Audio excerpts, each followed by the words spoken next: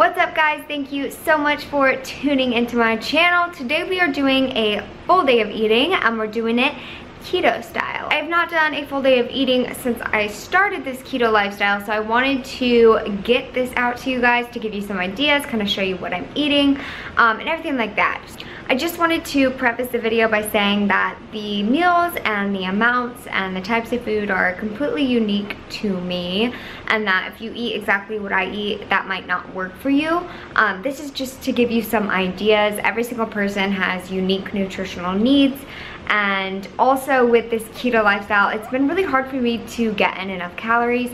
I do not track what I'm eating just because that tends to trigger my eating disorder behaviors and thoughts and that type of stuff. So I try to avoid tracking as much as possible. I have dabbled with the idea of tracking just to kind of see what I'm getting in, or kind of like just trying to set some macros and track everything that I eat and see how close I'm getting, but I'm not really sure if I want to do that or not just because of my mental state. I'm really using this lifestyle now as a way to kind of heal my body and heal my relationship with food and my disordered eating and all of that kind of stuff. So I don't know if I'm going to track or not, but I do know that it's really hard for me to get in enough calories just by looking at what I've eaten, like reflecting on what I've eaten.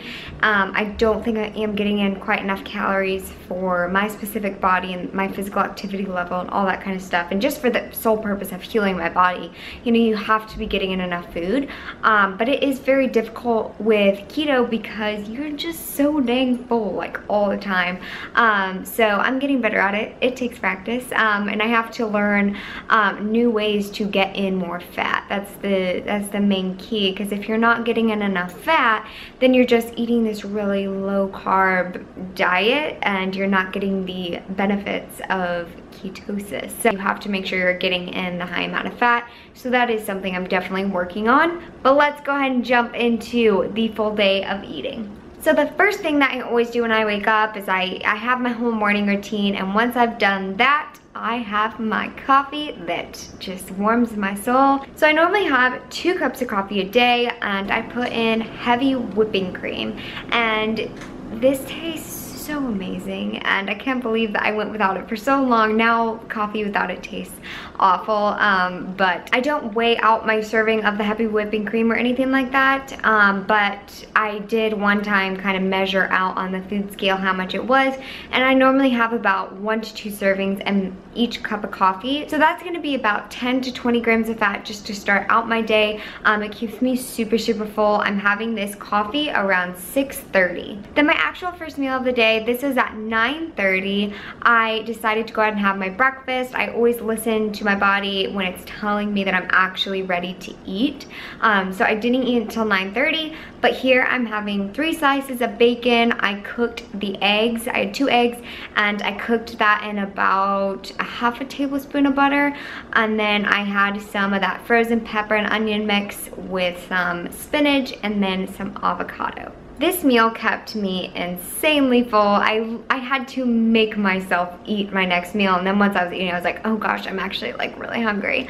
But this meal kept me super full, and then I went and worked out. I didn't feel like I needed anything else before the workout. Did a light leg workout. Then I got home at about 2:30 and made this meal. So this was 2 drumsticks. I had cooked these previously, so I just warmed them up, and I also made this cabbage, pepper, and onion mix, and I cooked that in 2 tablespoons-ish of coconut oil. So lots of healthy fat in there, and this was my post-workout meal. Now again, this kept me insanely full because my body's just not used to all of the added butter and then coconut oil, so it's still adjusting and everything. But my next meal wasn't until 7 p.m. I was waiting for James to get home so we could eat dinner together.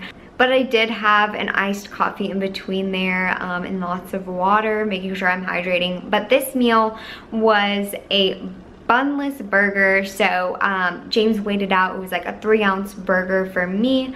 I topped that with some bacon with avocado, and then I had some steamed green beans on the side, and I put butter on top of that as well. So again, lots of fat in there, but I honestly probably should have had more with that meal.